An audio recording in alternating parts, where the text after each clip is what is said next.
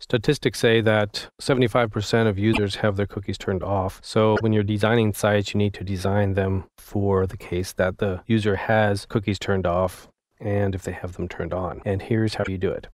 Here's the code that we built up so far. We see that it's keeping track via cookies of what visit we're on. And what I'm going to do here is just put this in a big if statement. Client accepts cookies. So if the client accepts the cookies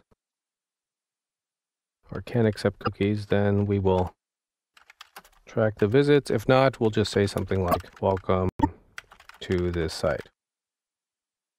So now we need to determine this variable.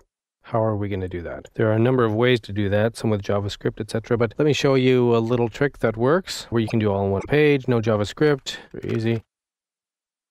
What we want to do is get a variable that's coming in on the URL as a parameter called test complete. That's what we'll be sending.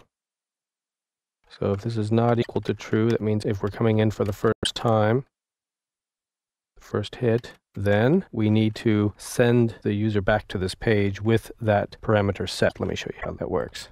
But first of all, we need to set a cookie so that when we come back, we can read to see if the cookie was set.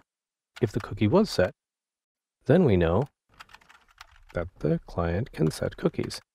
So let me put a time of, let's just do it a week again. 60 seconds times 60 minutes times 24 hours times 7 days. Okay, so that's the cookie. The cookie sets a check code, which is 123. We need a comma here. Okay. Now we're going to send the user back to this page. Location. Cookies 1, that's the name of this page, PHP, and send test complete equals true. That's what we're testing here. So the second time through, it's going to be true. And the check code is 123. So that's the code to check because that's what we set it to. So now we come through once.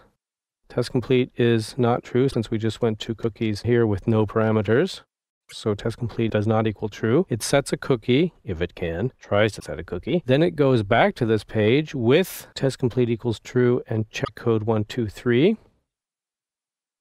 Because test complete equals true now, we are in here and we want to read the cookie and see if it equals 123. If it does, we know that it can set cookies. If it doesn't, we know that it can't. And that's how we're going to determine this variable that we want to set. Client accepts cookies equals true because check code is 23. Otherwise, sorry, client does not accept cookies. It's false, so that should work. Simple code, but it allows you to be flexible when you're programming.